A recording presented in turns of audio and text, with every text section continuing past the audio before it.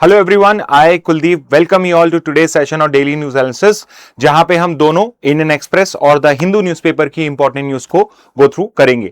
तो स्टूडेंट्स, आज 13th of March आ चुका है, यानी हम मार्च के बिल्कुल मिड में आ चुके हैं एंड बहुत सारी इंपॉर्टेंट न्यूज आपके इस न्यूज एनालिसिस में आज हम कवर करेंगे।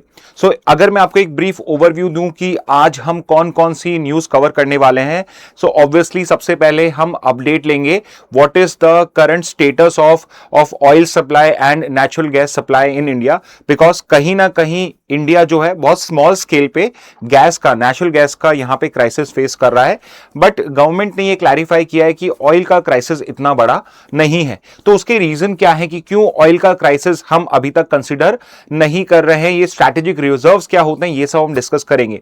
इसके बाद हम देखेंगे कि सुप्रीम कोर्ट जो है वो अब रिसेंटली पर्सनल डेटा क्या होता है उसको डिफाइन करने वाला है। इसके बाद हम एक और न्यूज को गो थ्रू करेंगे जो अगेन ईरान से रिलेट करती है, which is with regard to कि एक security council, United Nation Security Council में रेजोल्यूशन पास हुआ है अगेंस्ट ईरान, जो इंडिया ने भी को स्पॉन्सर करा है, इंडिया भी उसको सपोर्ट करता है।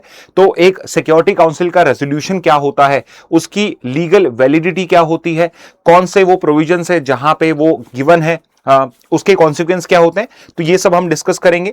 इसके अलावा यूनाइटेड स्टेट्स ने, उसका एक सेक्शन है सेक्शन 301, उसमें 16 कंट्रीज इंक्लूडिंग इंडिया के अगेंस्ट में प्रोब इनिशिएट करा है, तो उसको लेकर भी हम डिस्कस करेंगे। एंड सुप्रीम कोर्ट का एक जजमेंट आया with regard to creamy layer concept in the OBC, तो ये क्रीमी लेयर कंसेप्ट क्या है इसको हम डिटेल में समझेंगे। उसके अलावा दो तीन न्यूज और हैं जो आपके वन लाइनर न्यूज हैं, तो I always say this to my students कि भाई आप जब भी कोई न्यूज कवर करें तो इंपॉर्टेंट न्यूज के साथ में जो वन लाइनर्स होते हैं उनको भी अच्छे से कवर करें, क्योंकि वो न्यूज भी उतनी ही इंपॉर्टेंट है जितनी बाकी की न्यूज है। ओके, तो चलिए स्टार्ट करते हैं आज का session. Also in case you have any questions, your comment box is open to me, तो जब भी आप कोई कमेंट करोगे तो I would be able to answer it. And इन सब के बाद में हम लास्ट में हमारा जो 21 जी के क्वेश्चंस होते हैं उनको गो थ्रू करेंगे। तो अगर आपने न्यूज एनालिसिस अच्छे से देखा है तो आप इजीली उनके आंसर कमेंट बॉक्स में प्रोवाइड कर सकते हैं। Okay, so let's start with the news analysis for today.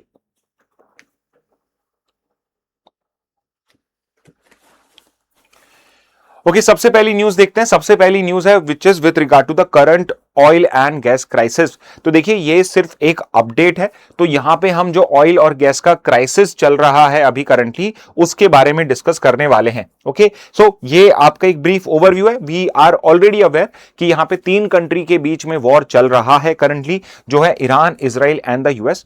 Although Donald Trump जो यूएस के प्रेसिडेंट हैं उन्होंने ये क्लेम करा है कि the war would and very soon, but अब ईरान ने वहां पे कंडीशंस पुट अप कर दी हैं कि अगर ये कंडीशंस फुलफिल होंगी तो ही हम यहां पे इस वॉर को एंड मानेंगे, नहीं तो हम हमारा जो वॉर का पूरा प्रोस्पेक्ट है उसको वैसे ही रन करते रहेंगे। तो यहां पे ईरान जो है अब वो पीछे हटने को तैयार नहीं है। और उससे क्या प्रॉब्लम हो रही है कि ईरान की एक स्ट्रैटेजी थी वॉर में कि जो स्ट्रेट ऑफ हॉर्मुज है, स्ट्रेट ऑफ हॉर्मुज, तो आपको एक चीज समझनी है स्टूडेंट्स कि आप ये मत सोचना कि ज्योग्राफी डायरेक्टली आपके एग्जाम में नहीं आती है तो स्ट्रेट ऑफ हॉर्मुज से रिलेटेड ज्योग्राफी के सवाल आपके नहीं आएंगे। स्ट्रेट ऑफ हॉर्मुज कहां पे है, कौन सी दो वाटर बॉडीज को जोड़ता है, कौन कौन सी कंट्रीज स्ट्रेट ऑफ हॉर्मुज के आसपास में बॉर्डर करती हैं, ये सारे जो सवाल हैं ये आपके एग्जाम के लिए बहुत इंपॉर्टेंट है।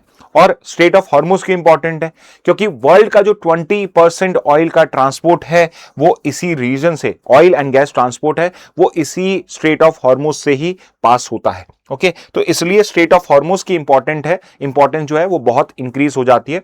ऑल्सो जो ये न्यूज मैं आपसे कवर कर रहा हूं ये इंडियन एक्सप्रेस और द हिंदू में दोनों के अंदर में बहुत डिटेल में कवर है, तो दोनों ही न्यूज़पेपर में अच्छे से कवर करी गई है। ओके, और अंडरस्टैंडिंग के लिए आपके पास ये न्यूज एनालिसिस है। तो अब स्ट्रेट ऑफ हॉर्मुज जो है ये it's a very important geographical point in the middle east, और उसको समझना, उसकी लोकेशन को समझना, कौन कौन से कंट्री है, all of that becomes important. तो यहां पे जो आपको ये वाला पूरा टेरिटरी दिख रहा है, this is a territory of Iran, और ईरान के टेरिटरी के साउथ में आपका ये पर्शियन गल्फ है। ओके, और ईरान का ही पुराना नाम क्या था? Can anyone tell me in the comment box? I think मैंने इसको आपको आंसर प्रोवाइड कर दिया है इसका, लेकिन क्या कोई मुझे ईरान का एंशिएंट नेम बता सकता है कि what was the ancient name of Iran? Anyway, तो यहां पे साउथ में इसके पर्शियन गल्फ है, और पर्शियन गल्फ के अगर आप साउथ में देखोगे, उसके ईस्ट में देखोगे, तो वहां पे जो ये एक इतना सा एरिया है, ये जो ये वाला एरिया है यहां पे सारा, ये जो है ये स्ट्रेट ऑफ हॉर्मुज है। This is the straight of Hormuz. Okay, तो ये जो स्ट्रेट ऑफ हॉर्मुज है जितना भी यहां से, तो ये सारी कंट्रीज आपको दिख रही है, ईरान है, इराक है, सऊदी अरेबिया है, यूएई है, यहीं पे ओमान है। All of these country are rich on oil. यहां पे ये जो आपको एक कंट्री यहां पे दिख नहीं रही है वो वैसे, but it is Qatar also. Qatar is one of the largest producer of natural gas in the world. Okay, तो ये सारे कंट्रीज का जो ऑयल है, जो गैस है, वो यहीं से ही ट्रांसपोर्ट होता है। एंड वी नो कि यहां से हम अगर ईस्ट की तरफ जाएंगे तो इंडियन सब कॉन्टिनेंट और आगे जाके जो एशियन कॉन्टिनेंट है वो यहां राइट साइड में आएगा, ईस्ट में आएगा। ओके, तो ये स्टेट ऑफ हॉर्मुज का लोकेशन बहुत इंपॉर्टेंट है। तो मैं हमेशा स्टूडेंट को ये सजेस्ट करता हूं कि रेदर देन अगर आप कोई चीज मैप से कर सकते हो so that would be much better for you, because map में जो इंफॉर्मेशन होती है उसको याद करना आसान होता है क्योंकि पिक्टोग्राफिकल मेमोरी आपकी स्ट्रांग होती है। लेकिन यहां पे अगर आपको वर्ड्स में या सेंटेंसेस भी याद होते हैं तो इस तरीके से भी कर सकते हैं। तो स्ट्रेट ऑफ हॉर्मुज के लिए कौन कौन से इंपॉर्टेंट पॉइंट्स हैं वो समझना बहुत जरूरी है। जैसे सबसे पहले कि स्ट्रेट ऑफ हॉर्मुज किन दो कंट्री के बीच में आता है, तो ये आता है ईरान और ओमान के बीच में। ओके, तो ये जो स्ट्रेट है, दिस टाइनी वाटरवे जो दिख रहा है आपको, स्ट्रेट ऑफ हॉर्मुज, ये ईरान और ओमान के बीच में काउंट किया जाता है। ओके, तो ईरान ओमान के बीच में, और ये कौन सी दो वाटर बॉडी को कनेक्ट करता है, तो स्ट्रेट ऑफ हॉर्मुज जो है ये दो वाटर बॉडीज को कनेक्ट करता है। कौन कौन सी हैं? इसके वेस्ट में तो है पर्शियन गल्फ और इसके ईस्ट में गल्फ ऑफ ओमान। ओके, तो ये पर्शियन गल्फ हो गई, ये स्ट्रेट ऑफ हॉर्मुज हो गया, और उसके जो ये ईस्ट में आपको दिख रहा है this is gulf of Oman, और उसके बियॉन्ड जाते ही आपका जो अरेबियन सी है, जो इंडिया का वेस्टर्न कोस्टल एरिया है, वो कनेक्ट हो जाता है। तो हमेशा ध्यान रखना, इसके वेस्ट में पर्शियन गल्फ है, फिर स्ट्रेट ऑफ हॉर्मुज है, फिर गल्फ ऑफ ओमान है, और उसके बाद में अरेबियन सी है।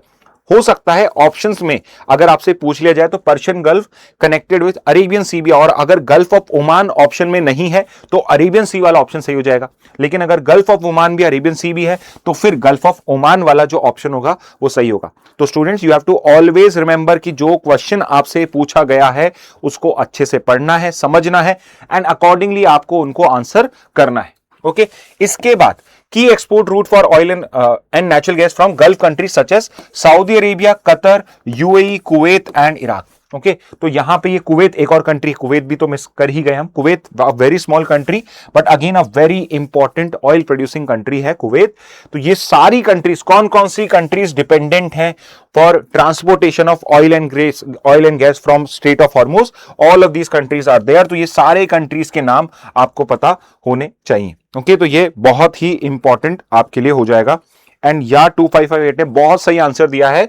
मैंने आपसे पूछा था ईरान का एंशिएंट नेम क्या है, तो यहां पे मैंने पर्शियन गल्फ देखकर ही मेरे दिमाग में ये सवाल है कि आपसे ये भी पूछ लेता हूं कि इसको पर्शियन गल्फ क्यों कहते हैं, क्योंकि ये गल्फ में, ये किसका गल्फ है? ये पर्शिया का गल्फ है, और पर्शिया नाम था ईरान का। ईरान का पुराना एंशिएंट नेम क्या है? पर्शिया है। ओके, तो बहुत बार आपका एग्जामिनर जो है वो ट्रिक क्वेश्चन इस तरह से भी पूछ सकता है। इट इज नॉट नेसेसरी कि अगर सवाल जो है इजराइल ईरान वॉर पे आता है तो सिर्फ उस पे ही लिमिट रहेगा, वो सवाल यहां पर भी पूछा जा सकता है। रियली अप्रिशिएट कि you were able to answer this question. Okay, अब हम आते हैं बहुत इंपॉर्टेंट पॉइंट पे कि हमारी जो गवर्नमेंट है बार बार ये स्टेटमेंट क्यों दे रही है कि इंडिया के अंदर में ऑयल का कोई भी क्राइसिस नहीं है, और फ्यूचर में नेक्स्ट एक मंथ के पीरियड में, 2 मंथ के पीरियड में हमें ऑयल का कोई क्राइसिस फेस करने की रिक्वायरमेंट नहीं है। ओके, बट इतना क्लियरली नेचुरल गैस के लिए हम नहीं कह सकते हैं, और उसका रीजन ये है कि इंडिया जो है पिछले कई साल से अपने स्ट्रैटेजिक ऑयल रिजर्व जो है वो क्रिएट कर रहा है। स्ट्रैटेजिक ऑयल रिजर्व, अब इसके नाम में ही है कि मैं ऐसे ऑयल रिजर्व्स क्रिएट कर रहा हूं जो मेरे को सिक्योरिटी पर्पस के लिए, मेरी स्ट्रैटेजी के लिए, नेशनल स्ट्रैटेजी के लिए बहुत इंपॉर्टेंट है। तो ये जो स्ट्रैटेजिक ऑयल रिजर्व्स क्रिएट करे जाते हैं, इनका यही पर्पस होता है कि अगर वर्ल्ड में कोई क्राइसिस हो जाए, जैसे अभी ईरान इजराइल का है, और यहां पे जो ऑयल सप्लाई उसका डिस्ट्रप्शन हो, तो मार्केट के अंदर पे अगले कुछ महीनों तक कुछ फर्क नहीं पड़ना चाहिए, और हर कंट्री अपने साइज के हिसाब से, अपने ऑयल रिक्वायरमेंट के हिसाब से अपने ऑयल रिजर्व्स को, स्ट्रैटेजिक ऑयल रिजर्व्स को यहां पे क्रिएट करता है। ओके, तो there are some examples. For example China जो है, इसके पास में more than 100 days of consumption का जो ऑयल है वो इसके पास में रखा हुआ है। तो 100 डेज का ऑयल हमेशा इसके रिजर्व्स में रहेगा, और उसके बाद में भी ये ऑयल मंगाता रहेगा। यानी कि ये जो ऑयल रिजर्व्स है इनको वो सिर्फ क्राइसिस के लिए ही यूज करने वाला है। दूसरा एग्जांपल हम देखें, जैसे जापान है जिसके पास में भी 250 डेज तक का ऑयल कंजम्पशन जो है वो उसके ऑयल रिजर्व्स के अंदर में डिपॉजिटेड है। तो अगर अगले 250 दिन तक भी उसके पास में ऑयल की सप्लाई नहीं आती है तो उसको कोई चिंता करने की जरूरत नहीं है। What is the status of India? India के पास में भी 74 डेज का रिजर्व है। ओके, इंडिया ने भी अपना स्ट्रैटेजिक ऑयल रिजर्व्स कितने दिन के लिए स्टैब्लिश करा हुआ है कि अगले 74 डेज तक हमारे पास में ऑयल नहीं भी आता है, बिल्कुल जीरो सप्लाई है, तो 74 डेज तक जो इंडिया की डेली ऑयल रिक्वायरमेंट है उसको हम इन ऑयल रिजर्व्स के साथ फुलफिल कर पाएंगे। ओके, अब यहां पे ये कंट्रीज जो हैं ये सब इस तरीके से स्ट्रैटेजिक ऑयल रिजर्व जो है ये कैसे डिसाइड करती कि हमें कितने दिन का होना चाहिए? So it all depends on कि भाई आपका डेली ऑयल रिक्वायरमेंट क्या है। और ये डेली ऑयल रिक्वायरमेंट के लिए एक इंटरनेशनल एजेंसी भी है जिसका नाम है आईईए, इंटरनेशनल एनर्जी एजेंसी। तो ये जो इंटरनेशनल एनर्जी एजेंसी है ये हर कंट्री को ये कहती है कि हर कंट्री के पास में एक स्ट्रैटेजिक ऑयल रिजर्व होना चाहिए जो करीब करीब 3 महीने के लिए 90 डेज के लिए सफिशिएंट हो। तो यहां पे आपको क्या ध्यान रखना है कि इंटरनेशनल नॉर्म क्या है स्ट्रैटेजिक ऑयल रिजर्व का, कि it should be sufficient for 90 days, कि 90 डेज के लिए आपके पास में ऑयल है। इंडिया जो है 74 डेज है, लेस देन 90 डेज है, but it I would still say कि that is still a really good amount, really good number. और हम धीरे धीरे इसका जो प्रोडक्शन है, इसका जो नंबर है कितने दिन का हमारे पास होगा उसको हम इंक्रीज कर रहे हैं। ओके, और उसका हमारे पास में सारा डेटा भी है। तो देखिए इंडिया ने जो स्ट्रैटेजिक ऑयल रिजर्व्स बनाए हैं वो कहां कहां पे बनाए हैं और फ्यूचर में कहां कहां बनाने का प्लान है। तो देखिए इंडिया के 3 स्ट्रैटेजिक ऑयल रिजर्व्स अभी एग्जिस्ट करते हैं, जिसमें सबसे पहला है विशाखापट्टनम में जो अगेन आंध्र प्रदेश में है, सेकंड है मैंगलोर में जो कर्नाटका में है, और थर्ड है पादुर में जो अगेन कर्नाटका के अंदर में। तो एक आपका जो स्ट्रैटेजिक ऑयल रिजर्व है वो विशाखापट्टनम में है और 2 आपके जो स्ट्रैटेजिक रिजर्व्स हैं वो कर्नाटका के अंदर में लोकेटेड हैं। और आप इनकी क्वांटिटी क्या है, इनकी वहां पे उनकी कैपेसिटी क्या है वो भी उनके सामने मेंशन है। एमएमटी का मतलब होता है million metric ton. Okay, anyway आपको ये अमाउंट याद करने की जरूरत नहीं है। मैं मेक श्योर करता हूं कि मैं आपको ये जरूर बताऊं कि क्या पढ़ना है और बहुत जरूरी क्या नहीं पढ़ना है। तो आपको यस ये 3 तो पता होने ही चाहिए कि विशाखापट्टनम है, मैंगलोर है और पदूर है, जहां पे आपका आई एम श्योर कि मैं पदूर का या पादुर जो भी नाम है इसका, इसको स्पेल सही कर रहा हूँ, प्रोनाउंसिएशन सही कर रहा हूँ, बट अगर गलती है और आप वहां से बिलोंग करते हैं तो just my please accept my apologies. But in any case जो स्ट्रैटेजिक ऑयल रिजर्व 3 कहां पे है, विशाखापट्टनम, मैंगलोर, पदूर। इतनी बार रिपीट कर रहा हूं बिकॉज ये बहुत इंपॉर्टेंट है। इसके बाद गवर्नमेंट जो है इसको एक्सपेंड करने का भी प्लान कर रही है और यहां पे हमने 2 और यहां पे ऐसी लोकेशंस फाइनलाइज कर ली हैं जहां पे हम स्ट्रैटेजिक ऑयल रिजर्व्स को हमारा सिचुएट करेंगे। और वो 2 लोकेशन कौन सी हैं? तो एक तो हम यहां पे चांदीखोल उड़ीसा के अंदर में करेंगे और पादुर के अंदर में ही जो पहले से आपका जो स्ट्रैटेजिक रिजर्व है उसके अलावा एक और हम वहां पे स्ट्रैटेजिक रिजर्व जो है वो क्रिएट करेंगे। और उसमें जो चांदीखोल उड़ीसा में करेंगे उसकी कैपेसिटी इंडिया की सबसे बड़ी स्ट्रैटेजिक रिजर्व की होगी। तो सबसे बड़ा स्ट्रैटेजिक रिजर्व जिस दिन भी चांदीखोल उड़ीसा में ओपन होगा उस दिन हमारे पास में Chandikhol Orissa would be the largest strategic oil reserve of India. Okay, तो ये सब जो पॉइंट्स हैं ये आपके काम के हैं। अब ये जो आपके ऑयल रिजर्व है इनको मेंटेन कौन करता है? तो देखिए ये है तो गवर्नमेंट के अंदर में और ये मिनिस्ट्री ऑफ जो पेट्रोलियम है उसी के अंदर में आता है, लेकिन स्ट्रैटेजिक ऑयल रिजर्व्स को मैनेज करने के लिए एक स्पेशल बॉडी क्रिएटेड है जिसका नाम है ISPRL। ओके, तो एक स्पेसिफिक बॉडी है जिसका काम क्या है, इन स्ट्रैटेजिक रिजर्व्स को मैनेज करने का, जिसका फुल फॉर्म क्या है, Indian strategic petroleum reserve limited, ISPRL। तो ये जो ISPRL है यही क्या करती है, स्ट्रैटेजिक रिजर्व्स को यहां पे आपका मैनेज करती है। अगेन फिर से हम एक बार का गो थ्रू कर लेते हैं। 3 कौन से आपके स्ट्रैटेजिक ऑयल रिजर्व्स हैं? एक विशाखापट्टनम है, एक मैंगलोर है, एक पादुर है, और 2 नए एक्सपेंशन प्लान में जो फेज 2 के अंदर में एक्सपेंड होंगे वो कौन से? एक चांदीखोल उड़ीसा में है जो फ्यूचर में हमारा लार्जेस्ट स्ट्रैटेजिक रिजर्व बन जाएगा, और उसके अलावा पादुर के अंदर में हम हमारी जो कैपेसिटी है उसको इंक्रीज करेंगे। आपके बेनिफिट के लिए राइट साइड में आपको मैप दिख रहा है, इस मैप के थ्रू आप उनकी लोकेशन जो है मैप पे नोट डाउन कर सकते हैं and rather than remembering the name आप ये जो पॉइंटर्स हैं इनको भी याद कर सकते हैं। Okay, and this is the reason why India is saying कि we do not have shortage of oil or there is no oil crisis in India because यहां पे हमारे strategic oil reserve जो है वो already created है। Okay, लेकिन क्या सेम बात हम नेचुरल गैस के लिए कह सकते हैं? So my answer would be no, and the simple reason is कि इंडिया के अंदर में अनलाइक ऑयल हमारा कोई स्ट्रैटेजिक गैस रिजर्व नहीं है, एज ऑफ नाउ नहीं है, हो सकता है फ्यूचर में हम करें। And currently the problem is कि हमारा जो 50 से 55% नेचुरल गैस का इंपोर्ट है वो स्ट्रेट ऑफ हॉर्मुज से ही पास होता है।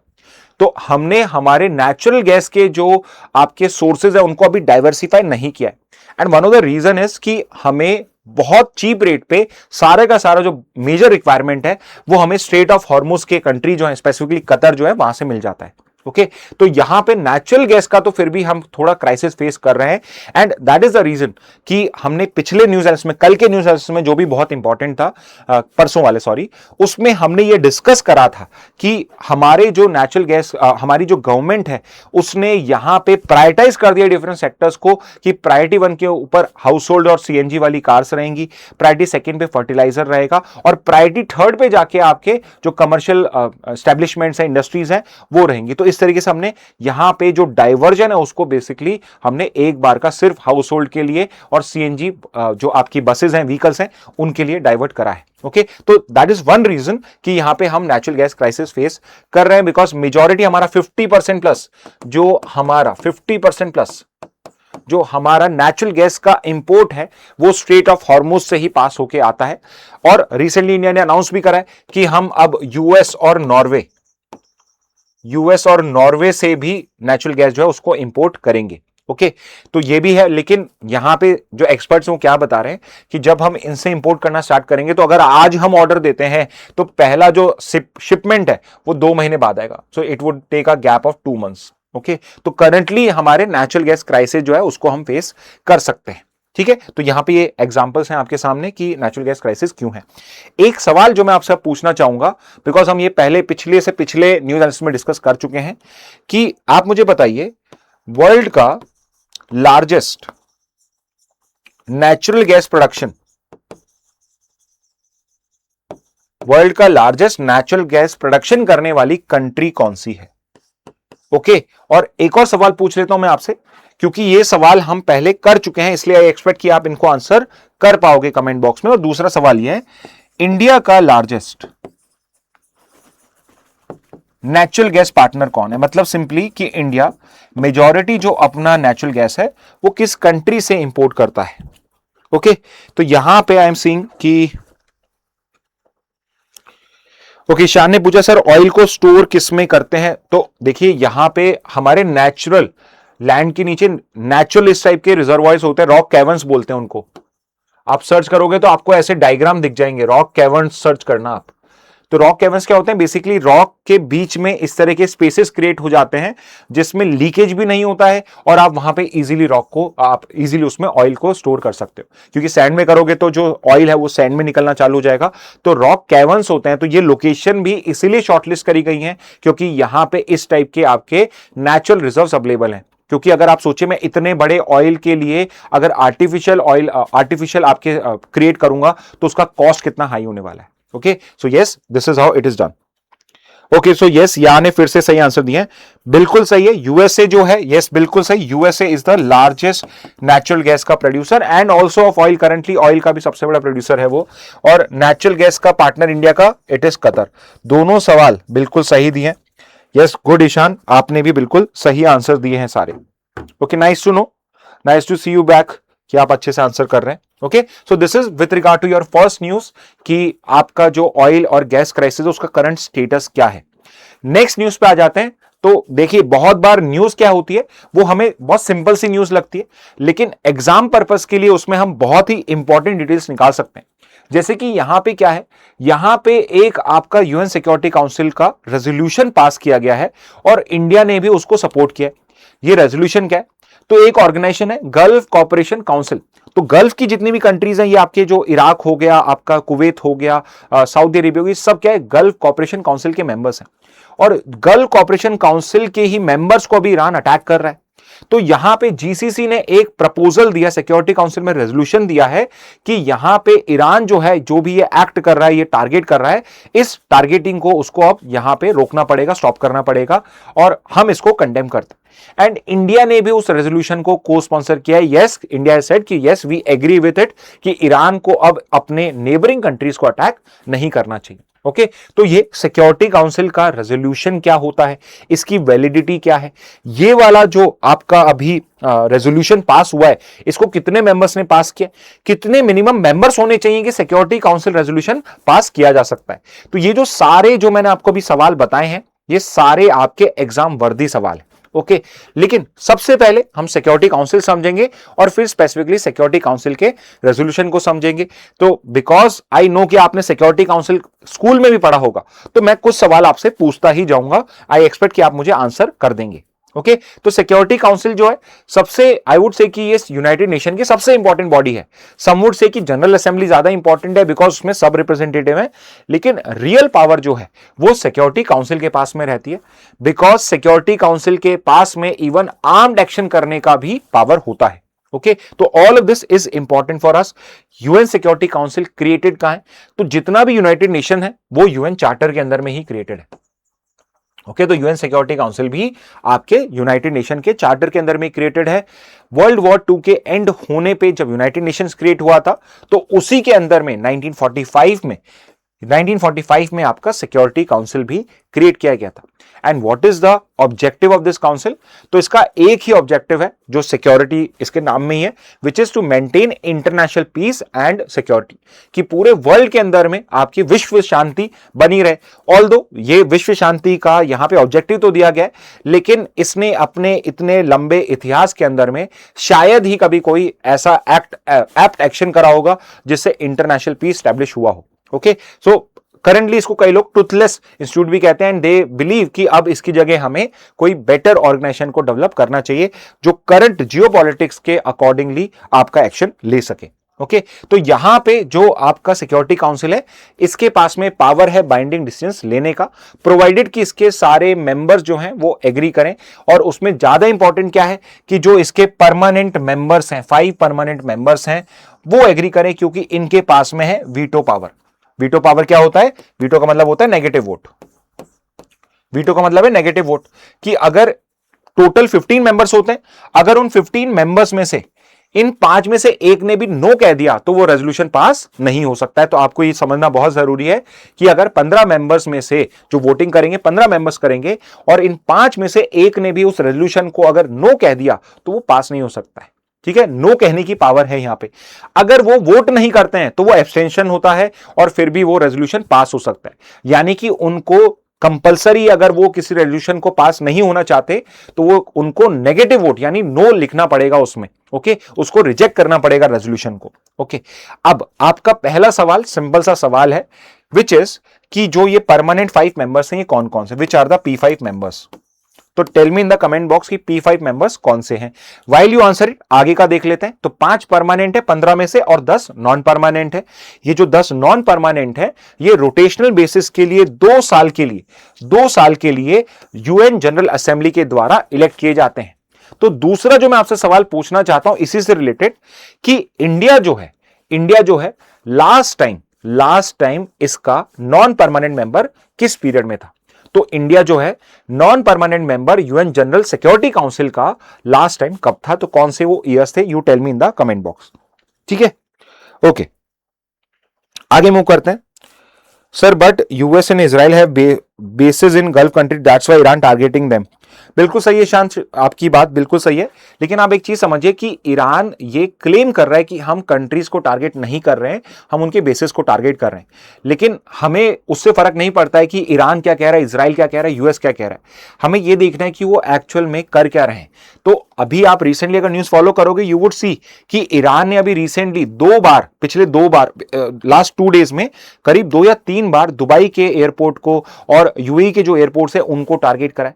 इवन अभी रिसेंटली जो इराक के अंदर में ऑयल रिजर्व है, ऑयल रिजर्व से मतलब उनका जो ऑयल रिफाइनरी है, एक बड़ी ऑयल रिफाइनरी को भी यहां पे टारगेट किया गया।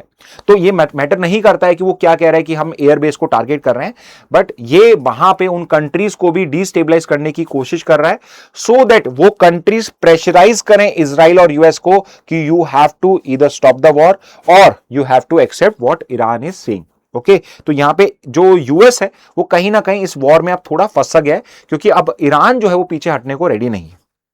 ओके, तो ये है Ishan, China, US, UK, France, Russia. बिल्कुल सही, यार ने भी आंसर कहा US, UK, Russia, China, France. तो yes, these are the permanent 5 members. Okay, अब आगे चलते हैं। एक और सवाल पूछा है मैंने आपसे कि इंडिया जो है वो लास्ट टाइम सिक्योरिटी काउंसिल का नॉन परमानेंट मेंबर किस पीरियड में था। ओके, तो ये भी एक सवाल है आप सबके लिए। नेक्स्ट पे मूव करते हैं, जो शायद ही आपने कभी पढ़ा होगा, which is what exactly are security council resolution. Okay, तो एक चीज समझिए, जो भी ये लेजिस्लेटिव बॉडीज होती हैं या इंपॉर्टेंट आपकी डिसीजन मेकिंग बॉडीज होती हैं, यहां पे अगर हमें कोई डिस्कशन करना होता है तो उसके लिए हमें रेजोल्यूशन लेकर आना होता है। तो सबसे बेस्ट तरीका इसको समझने का कि आप इंडिया की लोकसभा को सोच लीजिए, पार्लियामेंट को सोच लीजिए। तो यहां पर भी हमें डिस्कशन करना है तो हमें या तो मोशन लाना पड़ेगा या कोई रेजोल्यूशन लाना पड़ेगा, और मोशन को भी जब हम वहां पे कोई डिसीजन लेते हैं तो उसमें भी रेजोल्यूशन लाना होता है। तो सिक्योरिटी काउंसिल भी जब डिबेट और डिस्कशन करती है तो वो किसी स्पेसिफिक रेजोल्यूशन के ऊपर पे करती है। ओके, तो what exactly is resolution? So it is a formal decision, it's a formal decision adopted by the security council to address threats to international peace and security. तो रेजोल्यूशन क्या होते हैं? रेजोल्यूशन, आप भी तो रेजोल्यूशन लेते हो, न्यू ईयर रेजोल्यूशन लेते हैं कि हम ये बेसिकली एक फॉर्मल डिसीजन ले रहे हैं कि हम इस चीज को इस तरीके से इस तरीके से इसको कंप्लीट करेंगे, इस तरह से इसको अचीव करेंगे। ओके, तो इस तरीके के हम फॉर्मल डिसीजन कैसे लेते हैं? हम लेते हैं ये decision through UN security council resolution. In resolutions के थ्रू सिक्योरिटी काउंसिल क्या क्या कर सकता है? तो यहां पे ये किसी स्टेट के एक्शंस को कंडेम कर सकता है, क्रिटिसाइज कर सकता है, सीज फायर डिमांड कर सकता है कि आपको अपना वॉर रोकना पड़ेगा और अपने फोर्सेस को विड्रॉ करना पड़ेगा, सैंक्शंस इंपोज कर सकता है। तो यहां पे यूएन सिक्योरिटी काउंसिल के रेजोल्यूशंस के थ्रू कंट्रीज के ऊपर, इंडिविजुअल्स के ऊपर, ऑर्गेनाइजेशंस के ऊपर पे सैंक्शन जो हैं वो इंपोज करे जा चुके हैं। एंड फाइनली यहां पे ये बहुत इंपॉर्टेंट पावर है जो शायद एक या दो बार ही पॉसिबल हो पाया है, क्योंकि इसमें परमानेंट 5 का कंसेंसस मिलना बहुत मुश्किल है, विच इज कि यहां पे ये पीस कीपिंग और मिलिट्री एक्शंस भी यहां पे वो इनिशिएट कर सकता है। तो लेट्स से अगर इंडिया पाकिस्तान का वॉर हो जाए और परमानेंट 5 कंट्रीज में कोई भी डिसएग्री ना करे, तो उस वॉर को सीज फायर करने के लिए या एक बेलिजरेंट जो पावर है जिसने अटैक किया उसको कंट्रोल करने के लिए वो इवन यूनाइटेड नेशन के फोर्सेस को और यूनाइटेड नेशन के मेंबर कंट्रीज के फोर्सेस को वहां पे सेंड कर सकता है। लेकिन ये वाली जो चीज है ये बहुत मुश्किल से हो पाती है, क्योंकि कहीं भी कोई वॉर होता है तो वहां पे कोई सा परमानेंट 5 मेंबर इन्वॉल्व रहता है। ओके, तो यहां पे अब इसका लीगल बेसिस क्या है? तो देखिए, आपका जो ये सिक्योरिटी काउंसिल के रेजोल्यूशन है ये चैप्टर 5 और चैप्टर 7 में मेंशन है, या 6 और 7 लिखा है। कहां पे मेंशन है सिक्योरिटी काउंसिल के रेजोल्यूशन?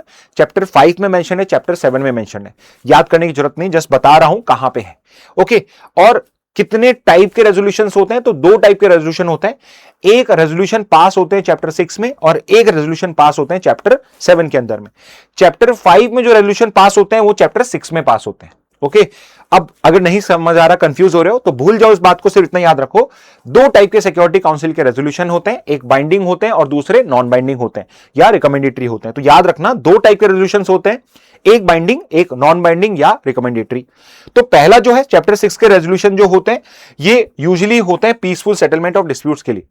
तो लेट्स से अगर इंडिया पाकिस्तान के बीच में यूनाइटेड नेशंस अपना गुड ऑफिस यूज करता है तो मीडिएट कि चलो ठीक है, हम एक यूनाइटेड नेशन का कोई कंट्री जो है इंडिया पाकिस्तान में मीडिएशन कर रहा है कि चलो रेजोल्यूशन निकालते हैं कश्मीर का, तो उन सबको कहा जाता है पीसफुल सेटलमेंट ऑफ डिस्प्यूट। और यहां पे जो डिसीजन लिया जाता है वो सिर्फ रिकमेंडेटरी इन नेचर होता है। तो अगर यहां पे लेट्स से इंडिया पाकिस्तान का रेजोल्यूशन जो है वो सिक्योरिटी काउंसिल में हो रहा है और यहां पे दोनों कंट्रीज एग्री कर जाते हैं, तो सिक्योरिटी काउंसिल अपने रेजोल्यूशन से एक रिकमेंडेटरी ऑर्डर पास कर सकता है, रेजोल्यूशन पास कर सकता है, जो बिकॉज रिकमेंडेटरी है तो it is up to India Pakistan की उनको एक्सेप्ट करना है या नहीं करना है।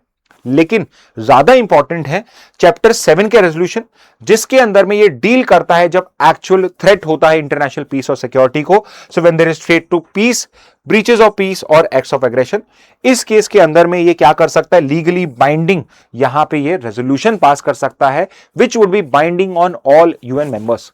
और यही वो पावर है जो हम सीख कर रहे हैं, हम चाह रहे हैं कि यूएन सिक्योरिटी काउंसिल इस पावर को एक्सरसाइज कर पाए, जो परमानेंट 5 कंट्रीज है वो रिस्पॉन्सिबली बिहेवियर करें, जहां पर भी एक्चुअल में आपका जो वॉर हो रहा है, पीस जहां पे वॉयलेट हो रहा है, वहां पे जाके ये इंटरफेयर करके कुछ हमें अच्छा रिजल्ट दे सकें। ओके, तो यस, चैप्टर 7 के जो रेजोल्यूशंस होते हैं they are actually binding on the UN members also, और इसके अंदर में ये इवन पीस कीपिंग और मिलिट्री एक्शन भी कॉल कर सकता है। ओके, तो ये 2 तरह के सिक्योरिटी काउंसिल के रेजोल्यूशंस होते हैं। अब वेरी इंपॉर्टेंट कि ये सिक्योरिटी काउंसिल के रेजोल्यूशन को पास करने का प्रोसेस क्या है। सो ऑब्वियसली एक ड्राफ्ट आएगा, एक प्रपोजल आएगा, जिसमें सारे कंट्रीज जो हैं वो उसके ऊपर पे डिबेट करेंगे, डिस्कशन करेंगे, ठीक है, डिबेट करा जाएगा, और उसके बाद में रेजोल्यूशन है तो वोटिंग होगी। अब यही है जो आपको अच्छे से पता होना चाहिए। वोटिंग कैसे होगी, तो देखिए, अगर कोई भी रेजोल्यूशन पास हो रहा है तो उसमें मिनिमम 9 वोट्स होने चाहिए, यानी कि 8 कंट्रीज अगर किसी रेजोल्यूशन को सपोर्ट करती हैं और लेट से P5 कंट्री में से कोई भी उसको वीटो नहीं कर रहा है। ओके, मैं क्या कह रहा हूं, अगर 8 कंट्रियां सपोर्ट कर रही हैं और P5 कंट्री जो हैं वो ना तो लेट से सपोर्ट कर रही हैं और ना ही एब्सटेन कर रही है, बट इंपॉर्टेंटली रिजेक्ट नहीं कर रही, तो उस केस के अंदर में ये पास नहीं होगा, क्योंकि मिनिमम रिक्वायरमेंट क्या है कि 15 में से एटलीस्ट 9 को इसको अप्रूव करना है। क्लियर है, ठीक है। सेकेंड रिक्वायरमेंट क्या है, कोई भी वीटो नहीं होना चाहिए। तो ये 2 कंडीशन आप समझ लीजिए कि इन दोनों के बीच में और नहीं है, ये एंड लगा हुआ है। पहला है कि मिनिमम 9 आउट ऑफ 15 एग्री करनी चाहिए, और सेकंड है कोई भी परमानेंट 5 मेंबर उसको वीटो नहीं कर सकता है। तो अगर यहां पे कोई वीटो नहीं है, 9 प्लस इसको अप्रूवल मिल गया तो ये अडॉप्ट हो जाएगा। अगर इनसफिशिएंट वोट है तो ये, या वीटो आ गया तो रिजेक्ट हो जाएगा, और यहां पे अगर एब्सटेंशन है तो उसका कोई फर्क नहीं पड़ता है। द रिक्वायरमेंट इज, एब्सटेंशन का मतलब है कि लेट्स से कि रशिया जो है उसने ईरान के केस में वोट ही नहीं डाला, ना उसने यस कहा, ना उसने उसको अडॉप्ट किया, ना उसको रिजेक्ट किया, तो एब्सटेंशन है। तो ये मैटर ही नहीं करता है कि एब्सटेंट किया गया है। ओके, तो ये चीज जो है, एब्सटेंशन जो है ये वीटो की तरह काउंट नहीं होता, ये आपको समझना पड़ेगा। और अभी आप समझेंगे कि एब्सटेंशन को मैं नॉन वीटो क्यों कह रहा हूं कि ये वीटो नहीं काउंट होता है, बिकॉज जो अभी आपका पास हुआ है उसके अंदर में 2 कंट्रीज हैं जिन्होंने एब्सटेन करा है। ओके, लीगल वैलिडिटी क्या होती है, तो यस, जो बाइंडिंग नेचर है वो डिपेंड करेगा कि चैप्टर 6 के अंदर में आया या चैप्टर 7 के अंदर में आया है। ओके, अब ये जो आपका जो यहां पे रेजोल्यूशन पास हुआ है ये नॉन बाइंडिंग इन नेचर है। ओके, चैप्टर 6 का है यहां पे। अगर यहां पे कोई बाइंडिंग रेजोल्यूशन होता है और कंट्रीज उसे वॉयलेट करते हैं तो उनके अगेंस्ट में सैंक्शंस, डिप्लोमेटिक प्रेशर और इवन इंटरनेशनल आइसोलेशन का खतरा होता है। ठीक है, तो रियल खतरा तो सैंक्शंस का है, ये सब तो एक्चुअल में मैटर करता ही नहीं है। बट यस, ये सारी चीजें जो हैं वो पॉसिबल होती हैं। ओके, अब करंट यूएन सिक्योरिटी काउंसिल के रेजोल्यूशन पे आ जाते हैं। Very soon we would get a number also कि सिक्योरिटी काउंसिल रेजोल्यूशन नंबर कौन सा है, तो वो रेजोल्यूशन जब आ जाएगा नंबर, हम उसको भी डिस्कस करेंगे। ओके, किसने स्पॉन्सर किया था ये, तो very important, it was sponsored by gulf cooperation council. Okay, so in some future news analysis हम गल्फ कोऑपरेशन काउंसिल को भी डिस्कस करेंगे। This is also an important organisation now because ये करंट न्यूज में चल रही है। Okay, and whether India supported it or not, so yes the answer is कि इंडिया ने यहां पे इसको सपोर्ट किया है। ये भी एक आपका स्टेटमेंट में सवाल आ सकता है। इसमें क्या क्या बात करी गई है इस रेजोल्यूशन में कि भाई जितना भी अटैक्स हो रहे हैं ईरान के, ईरान जो अटैक्स कर रहा है वो सारे के सारे सीज हो जाने चाहिए। जो यहां पे स्ट्रेट ऑफ हॉर्मुज को यहां पे जो ब्लॉक करने की कोशिश करी जा रही है इसको भी कंडेम किया गया है, और जो मैरीटाइम ट्रेड और रीजनल स्टेबिलिटी है उसको वापस से प्रोटेक्ट करने के लिए, मेंटेन करने का यहां पे एक प्रोविजन इंक्लूड करा गया। और ये जो प्रोविजंस है, ये जो रेजोल्यूशन है, this has been supported by 13 countries out of 14। तो जो सिक्योरिटी काउंसिल के करंट 15 मेंबर्स हैं उसमें से 13 मेंबर्स ने इसमें सपोर्ट करा है। 2 कंट्रीज उन्होंने, जो परमानेंट मेंबर्स भी हैं, उन्होंने वीटो नहीं करा है, उन्होंने एब्सटेन करा है। तो देखिए ये बहुत अच्छा एग्जांपल है यहीं पे ये समझने का कि अगर परमानेंट मेंबर्स एब्सटेन करते हैं तो ये वीटो नहीं काउंट होता है। ओके, तो ये यहां पे क्लियर कर रहा है कि वीटो काउंट नहीं होता है। तो यहां पे देखिए 9 प्लस मेंबर्स ने पास कर दिया और कोई भी वीटो नहीं हुआ, तो इसलिए रेजोल्यूशन पास हो गया है। Okay, so this is what a UN security council resolution is. तो आई होप आपको ये समझ में आ गया होगा। ओके, ईशान ने यहां पे आंसर करा है, very good, yes you are totally correct कि 21 से 22 2 साल का होता है, तो 21-22 वाज द ईयर जब India last time security council का नॉन परमानेंट मेंबर था। ओके, चलिए नेक्स्ट पे मूव करते हैं। अब very important news for you for GK as well as legal, which is कि यहां पे सुप्रीम कोर्ट स्टडी करने वाला है कि what exactly is personal data, कि पर्सनल डेटा क्या होता है। तो अगेन कंटेक्स्ट से समझेंगे और फिर हम जो करंट न्यूज है उसको समझेंगे। सबसे पहले what exactly is this personal data, इसको हम पढ़ क्यों रहे हैं। तो देखिए आज के टाइम में everyone is on digital device, आप भी डिजिटल डिवाइस पर ही हैं और आप वहीं से मुझे देख रहे हैं। तो यहां पे जब आपने लॉग इन करा होगा, जब आप कहीं पर कमेंट कर रहे हैं, जब आप कहीं पर किसी चीज पे क्लिक कर रहे हैं, तो ये सब क्या है, यहां पे जो आपकी इंटरनेट कंपनीज हैं वो आपके डेटा को, स्पेसिफिकली पर्सनल डेटा को यहां पे एक्वायर कर सकती है। तो दिस बिकम्स वेरी इंपॉर्टेंट कि हमारा जो पर्सनल डेटा है उसको प्रोटेक्ट किया जाए, और उसी पर्पस के लिए हमने एक लॉ क्रिएट किया है जिसका नाम है डीपीडीपी एक्ट, जिसको अदरवाइज हम कहते हैं digital personal data protection act. तो इसके नाम में यह कि यह हर डेटा को प्रोटेक्ट नहीं कर रहा है, यह लॉ सिर्फ और सिर्फ पर्सनल डेटा से डील करता है। यानी किससे डील नहीं करता है, ये पब्लिक डेटा से डील नहीं करता है। तो फॉर एग्जांपल अगर आपका जो डेट ऑफ बर्थ है वो पब्लिकली अवेलेबल है तो वो पर्सनल डेटा तो है, लेकिन वो पब्लिक डेटा भी है। तो बिकॉज वो पब्लिक में अवेलेबल है तो उसको ये प्रोटेक्ट नहीं करेगा। आपका यस जो पर्सनल डेटा है बाकी सारा वो ये प्रोटेक्ट करेगा। ओके, तो ये जो digital personal data protection act है ये हम 2023 में लेकर आए थे, और ये इंडिया का पहला लॉ है जो डेटा प्रोटेक्शन से डील करता है, स्पेसिफिकली पर्सनल डेटा से डील करता है। तो that is a very important law. Okay, लेकिन very important which you need to understand is कि कोई भी ऐसा जो एक्ट होता है वो जब उसके रूल्स आते हैं तब इंप्लीमेंट होता है। तो लॉ तो 23 में आ गया था, लेकिन इसके रूल्स जो हैं वो 2025 में है। ओके, तो इसके जो रूल्स हैं वो 2025 में आए, तो रूल्स के बाद ही कोई भी जो लॉ होता है वो इंप्लीमेंट हो पाता है। तो ऐसे समझिए कि एक्ट में तो क्या ब्रॉड फ्रेमवर्क है, लेकिन गवर्नमेंट उसको कैसे उसको इंप्लीमेंट करेगी वो रूल्स में होता है। तो इसलिए जब तक रूल्स नहीं आते कोई भी लॉ इंप्लीमेंट नहीं होता है। तो यहां पे इसके जो रूल्स हैं वो 25 में आए, तो कई बहुत इंपॉर्टेंट क्वेश्चंस यहां पे रेज हुए हैं, तो वो भी हम डिस्कस करेंगे।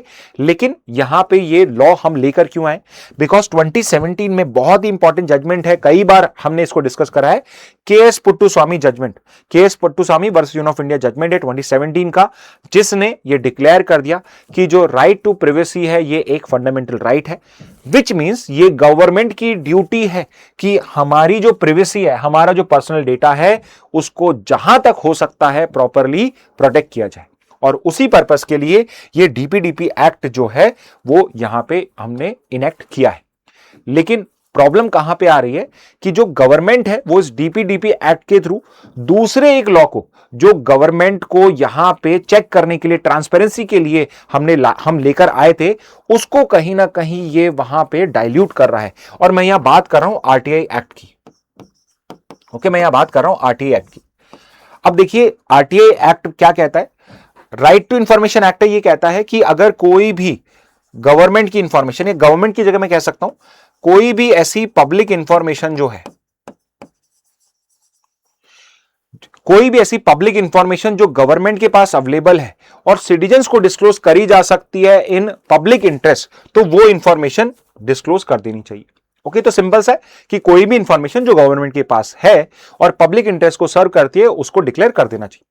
लेकिन आरटीआई एक्ट इसमें एक स्टेप और आगे जाता है, और वो क्या कहता है कि कोई भी प्राइवेट इंफॉर्मेशन जो पब्लिक इंटरेस्ट सर्व करती है, कोई भी प्राइवेट इंफॉर्मेशन जो पब्लिक इंटरेस्ट सर्व करती है वो भी डिस्क्लोज करी जा सकती है।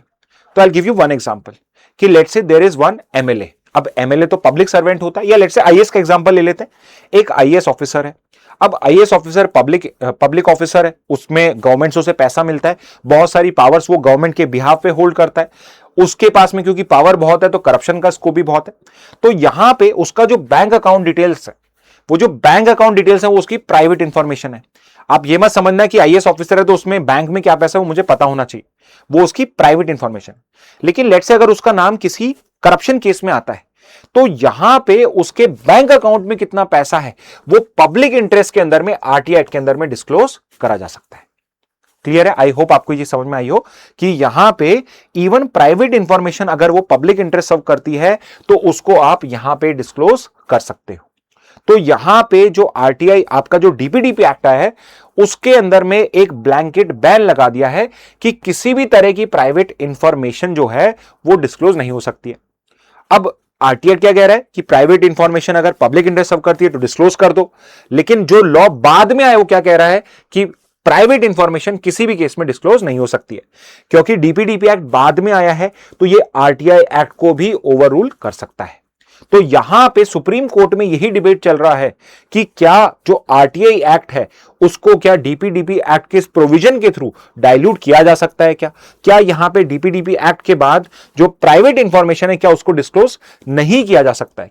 तो सुप्रीम कोर्ट यहां पे डिसाइड करेगा कि आपके जो पर्सनल डेटा होता है उसमें क्या क्या आता है और कौन कौन सी इंफॉर्मेशन है जो आपके आरटीआई एक्ट में डिस्क्लोज करी जा सकती है, इररिस्पेक्टिव ऑफ द फैक्ट कि डीपीडीपी एक्ट प्राइवेट इंफॉर्मेशन को डिस्क्लोज करना अलाउ नहीं करता है। ओके, तो उसमें सबसे इंपॉर्टेंट आपके लिए समझना यह हो जाएगा कि पर्सनल डेटा क्या होता है। ओके, तो पर्सनल डेटा क्या होता है, उसमें क्या क्या आएगा और इसके अलावा कौन कौन से इंपॉर्टेंट इसके अंदर में कंसेप्ट्स हैं वो भी समझेंगे हम। ओके, तो पहले पर्सनल डेटा क्या है, तो देखिए पर्सनल डेटा हम उस डेटा को कहते हैं जिससे आपको आइडेंटिफाई किया जा सकता है। तो सिंपल सा टेस्ट बता रहा हूं आपको कि अगर कोई भी ऐसा डेटा है जिससे मैं आइडेंटिफाई कर सकता हूं ये किसके बारे में बात हो रही है, तो उसको मैं पर्सनल डेटा में इंक्लूड करूंगा। एग्जाम्पल के लिए अगर मैं कोई नाम बोलता हूं, मैंने किसी का नाम लिया, कुलदीप मैंने नाम बोला, तो possibly if I am a public person तो यू कैन फाइंड आउट कि yes it is this data is related to me. Okay, address, let's say कि मैं इस जगह पे रहता हूं, मेरा ये एड्रेस है, वहां पे मैं रहता हूं और वो पब्लिक डेटा में है, तो यहां से अगर एड्रेस से पता कर सकते हैं कि कौन रहता है, यहां पे पर्सन को आइडेंटिफाई किया जा सकता है, तो वो भी पर्सनल डेटा है। ऑब्वियसली मैं फोन नंबर जो मेरा है उससे ये आइडेंटिफाई हो सकता है कि किसके बारे में बात हो रही है। मेरी फाइनेंशियल डिटेल्स, तो यहां बैंक डिटेल्स आ गई, पैन नंबर आ गया, सब आ गया। बायोमेट्रिक डेटा ये भी इंपॉर्टेंट है, मेरा जो आपका फिंगरप्रिंट है, मेरा जो आइरिस का डेटा है या मेरा ब्लड सैंपल हो गया, ये सब क्या है, ये सब मेरे डेटा के अंदर में आएंगे। ओके, पर्सनल डेटा में आएंगे। और इसके अलावा आईपी एड्रेस, तो ये भी बहुत इंपॉर्टेंट है। आप यहां पे देखिए जो आईपी एड्रेस है जिसके थ्रू जो भी मेरा कंप्यूटर होता है, जिस भी इंटरनेट से मैं यूज कर रहा हूं, जहां से भी यूज कर रहा हूं, उसका एक आईपी एड्रेस होगा यूनिक, और उससे ये रिकॉग्नाइज किया जा सकता है कि इस कंप्यूटर को कौन यूज कर रहा है। तो इवन जो ये ऑनलाइन आइडेंटिफायर्स होते हैं, जैसे मेरा आईपी एड्रेस हो गया, ये सब भी मेरे पर्सनल डेटा में आता है। ओके, तो ये सब जब डेटा डिजिटल फॉर्म में होता है, रिमेंबर दिस, सारा पर्सनल डेटा नहीं, अगर फिजिकली लिखा हुआ है तो प्रोटेक्ट नहीं कर रहा है, अगर ये ऑनलाइन में है, डिजिटल फॉर्म में है, तो फिर जो डीपीडीपी एक्ट है वो इसको प्रोटेक्ट करेगा। क्लियर है? तो ये सारे टाइप के डेटा या इसके सिमिलर कुछ भी आपको समझ में आए तो आप उसको टिक कर सकते हो, क्योंकि ऐसे सवाल आपके एग्जाम में पूछे जा सकते हैं। ओके, अब यहां पे वेरी इंपॉर्टेंट, जिस पर्सन का डेटा है उसके लिए कौन सा टर्म यूज किया जाता है यहां पे, तो उसको कहा जाता है डेटा प्रिंसिपल। ओके, जो डेटा का ओरिजिनेटर है, तो डेटा ओरिजिनेटर कोई टर्म नहीं होता है यहां पे, उस पर्सन को जिसका डेटा है, जैसे आपका डेटा है तो आप क्या कहलाओगे इसमें डीपीडीपी एक्ट में, you would be called data principal, जिसका डेटा है। तो ये एक इंपॉर्टेंट टर्म है। इसके बाद दूसरे, तो जो कंपनीज हैं, इंटरनेट की कंपनीज हो गई, आपके सोशल मीडिया कंपनीज हो गए, उनको क्या टर्म यूज कर रहे हैं हम, उनके लिए हम यूज कर रहे हैं data fiduciary. Okay, fiduciary word कहां यूज होता है, जहां ट्रस्ट की रिलेशन है। तो जब भी मैं कोई डेटा इंसर्ट करता हूं किसी डिजिटल फॉर्म के अंदर में, तो मेरा ये ट्रस्ट होता है उसके ऊपर पे कि भाई आप मेरे डेटा को सेल नहीं करोगे, इसको मिसयूज नहीं करोगे, इसलिए उनको डेटा फिड्यूशरी कहा गया है। और इसमें प्राइवेट कंपनीज भी आएंगी और गवर्नमेंट कंपनीज भी आएंगी और उनके ऊपर पे बहुत स्पेसिफिक ड्यूटीज लगाई गई है। ओके, इसके बाद थर्ड है डेटा प्रोसेसिंग। तो जो डेटा प्रोसेसर्स होते हैं वो क्या क्या कर सकते हैं, जो कलेक्ट कर रहा है डेटा, चाहे स्टोर कर रहा है, चाहे यूज कर रहा है, चाहे शेयर कर रहा है, चाहे डिलीट कर रहा है, ऑल ऑफ दिस, कोई भी हो सकता है, ये अलग अलग लोग कर रहे हो, कलेक्ट कोई और कर रहा है, उसको यूज कोई और कर रहा है, डिलीट कोई और कर रहा है, ये सब डेटा प्रोसेसिंग में काउंट करे जाएंगे। तो सबकी ड्यूटी अलग अलग होगी। ओके, तो ये सारी जो इंपॉर्टेंट टर्म्स हैं, कंसेप्ट्स हैं, ये आपको क्लियर होने चाहिए। और यहां पे ये सब अपने हर कोई अच्छे तरीके से अपना काम करे, इसके लिए हमने एक डेटा प्रोटेक्शन बोर्ड भी इसके अंदर में क्रिएट करा गया, जिसका काम क्या है, इसका काम है ये जो डिजिटल पूरा सीन है पर्सनल डेटा का, इसका रेगुलेट करना। तो इन केस अगर डेटा फिड्यूशरी कोई गलती करता है तो उसको पेनलाइज करना, उसके अगेंस्ट में एक्शन लेने का काम किसका है, डेटा प्रोटेक्शन बोर्ड का है। So that is very important. अगर पेनल्टी लगानी है किसी के ऊपर पे, फेसबुक ने कुछ गलत कर दिया, ऐसे अब वो तो कोई देखता ही नहीं है, लेट्स से इंस्टाग्राम ने कुछ गलत कर दिया, उसके ऊपर पे हमें कोई पेनल्टी लगानी है तो वो डेटा प्रोटेक्शन बोर्ड लगा सकता है। लेकिन एक और इंपॉर्टेंट चीज बताता हूं कि देखो, अगर मान लेते हैं आपका डेटा लीक हो गया, आपने कंप्लेन करा और यहां पे पेनल्टी लग गई और लेट्स से 2 करोड़ की पेनल्टी लग गई, तो आप ये मत सोचना आपकी लॉटरी निकल गई, क्योंकि ये जो पेनल्टी का पैसा है ये गवर्नमेंट ऑफ इंडिया के पास जाता है। ओके, तो आपको कुछ नहीं मिल रहा है, यहां पे जो पेनल्टी लगेगी उसका पैसा जो होगा वो गवर्नमेंट ऑफ इंडिया के पास में जाएगा। तो ये भी एक इंपॉर्टेंट पॉइंट है यहां पे। ओके, अब जो मैंने आपको पहले ही बता दिया कि आरटीआई एक्ट के साथ में क्या कंफ्लिक्ट है, तो सेक्शन 44 क्लॉज 3 क्या कहता है कि भाई कोई भी पर्सनल इंफॉर्मेशन जो है वो डिस्क्लोज नहीं हो सकती, ब्लैंकेट बैन लगा दिया गया है। तो आरटीआई क्या कहता है कि भाई प्राइवेट इंफॉर्मेशन जो है वो पब्लिक इंटरेस्ट के अंदर में आप उसको डिस्क्लोज कर सकते हो, लेकिन यहां पे डीपी एक्ट क्या कह रहा है कि आप इसको नहीं कर पाओगे। तो यहां पे सुप्रीम कोर्ट के अंदर में जो केस गया है that has been basically done by, जो केस है वो केस इंट्रोड्यूस करा है बाय जर्नलिस्ट ने यहां पे करा है कि भाई अगर लेट से हमें कहीं से कोई डिटेल मिलती है करप्शन की और हम लेट से उसका पर्सनल डेटा के थ्रू उसका किसी समहाउ उसका बैंक अकाउंट एक्सेस करते हैं और वहां से हमें इंफॉर्मेशन मिलती है, तो यहां पे डीपीडीपी एक्ट के अंदर में ये एक पनिशेबल ऑफेंस हो जाएगा। ओके, तो वो क्या कह रहे हैं कि लेट से हमने कहीं पे किसी तरीके से लेट से कोई हैकिंग करके हमने अगर कहीं से पर्सनल डेटा निकाला है और लेट से पब्लिक इंटरेस्ट के लिए निकाला है, तो उस केस के अंदर में हमारे अगेंस्ट में एक्शन हो सकता है, क्योंकि अब आरटीआई एक्ट के अंदर में भी हम इंफॉर्मेशन नहीं निकाल सकते हैं। So how would we expose corruption? तो इसलिए यहां पे ये केस फाइल हुआ है जिसमें सुप्रीम कोर्ट अब क्या डिसाइड करेगा कि पर्सनल डेटा की इंफॉर्मेशन में, पर्सनल डेटा के अंदर में क्या क्या फॉल करता है। तो कहीं ना कहीं yes, privacy is important but transparency भी इंपॉर्टेंट है, और उसको कैसे बैलेंस किया जा सकता है ये सुप्रीम कोर्ट यहां पे डिसाइड करेगा। तो ये जो सुप्रीम कोर्ट का जजमेंट आने वाला है, this is going to be very important कि किस तरीके से जो सिटीजन्स हैं और जो जर्नलिस्ट हैं वो पब्लिक ऑफिशियल्स के डेटा को एक्सेस कर पाएंगे। तो कहीं ना कहीं क्या लिमिट होगी, कौन सी कंडीशंस होंगे, ग्राउंड्स होंगे, वो इस केस के अंदर में आपके सामने आने वाला है। क्लियर है? तो ये आपका पूरा इंपॉर्टेंट न्यूज हो जाएगा। नेक्स्ट पे आ जाते हैं, एक और रिलेटेड टू सुप्रीम कोर्ट है। सुप्रीम कोर्ट का ही बहुत इंपॉर्टेंट जजमेंट आया है। ओके, तो यहां पे क्या समझना है, सुप्रीम कोर्ट का जजमेंट है parental income alone can not set creamy layer status. Okay, तो देखिए, I am sure you are aware of the reservation policy in India. You might agree with it, you might disagree with it, but this is the reality of India. और India के अंदर में जो reservation है वो majorly हमने 3 groupings में divide करा है, और अब एक 4th ग्रुपिंग भी है, but majorly it is among the 3 groupings. एक है शेड्यूल कास्ट, एक है शेड्यूल ट्राइब और एक है ओबीसी, अदर बैकवर्ड कास्ट। अब जब ओरिजिनली हमने कॉन्स्टिट्यूशन को ड्राफ्ट किया था तो ओरिजिनली जो रिजर्वेशन था इट वाज ओनली फॉर एससीज एंड एसटीज। ओबीसीज के लिए सिंस कॉन्स्टिट्यूशन या since we became republic reservation exist नहीं करता था। ओके, तो 1950 से एससीज और एसटीज के रिजर्वेशन था, ओबीसीज के लिए नहीं था। तो ओबीसी का रिजर्वेशन कब आया? तो ओबीसी का रिजर्वेशन आया था 1989 में, जब मंडल कमीशन की रिपोर्ट को इंप्लीमेंट करा गया और अदर बैकवर्ड क्लासेस के अंदर में जो जो कास्ट आती हैं उनके लिए 27% सीट्स को रिजर्व करना स्टार्ट किया गया।